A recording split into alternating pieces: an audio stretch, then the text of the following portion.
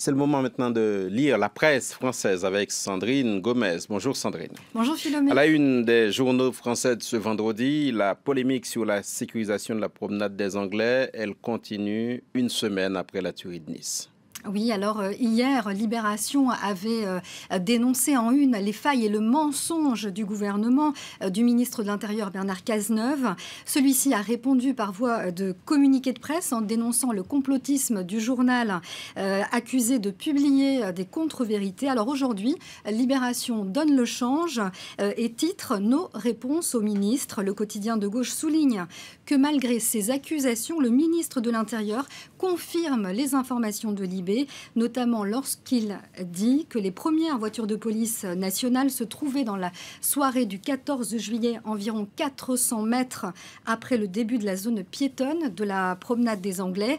Une information qui est en contradiction, selon le journal, avec les propos tenus dès le 16 juillet, selon lesquels des véhicules de police rendaient impossible le franchissement de la promenade des Anglais. Libération qui rappelle à monsieur le ministre que les journalistes n'ont fait, je cite, que leur travail dans le plus grand respect de la déontologie.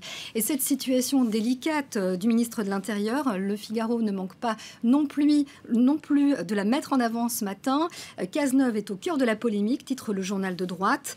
Ce journal réclame de son côté, dans son édito, un devoir de vérité du gouvernement. Si le ministre promet une enquête de l'IGPN, la police des polices, Le Figaro réclame en plus une enquête parlementaire. Et si des erreurs ont été commises à Nice, nous dit donc le quotidien, je le cite, il faudra l'avouer et l'assumer pour ne pas ajouter à l'angoisse qui habite les Français face à la perpétuelle menace terroriste. Ajouter à cela donc une défiance généralisée à l'égard de ceux qui la combattent et une défiance vis-à-vis du politique qui est illustrée notamment dans le journal L'Opinion. Regardez ce dessin de CAC. Manuel Valls et François Hollande sont cachés derrière une voiture pour éviter les jets de tomates. Analyse de la situation du chef de l'État. Finalement, ça ne va pas suffire, une seule voiture. Les journaux qui reviennent aussi, Sandrine, sur la prolongation de l'état d'urgence par le Parlement. Quatrième prolongation pour une durée de 6 mois.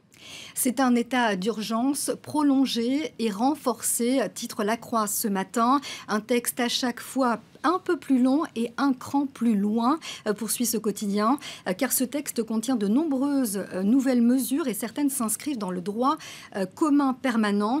Parmi ces nouvelles mesures citées par le journal catholique, les saisies informatiques sous le contrôle du juge, les préfets qui pourront interdire tout rassemblement s'ils estiment la sécurité non garantie, procéder à des contrôles d'identité, à des fouilles de bagages et de véhicules sans autorisation du procureur, des mesures qui suscitent l'inquiétude aussi de l'humanité, pour qui les mesures votées par les parlementaires dépassent l'état d'urgence. Le journal communiste insiste lui notamment sur ces dispositions qui resteront en vigueur bien après la fin de l'état d'urgence.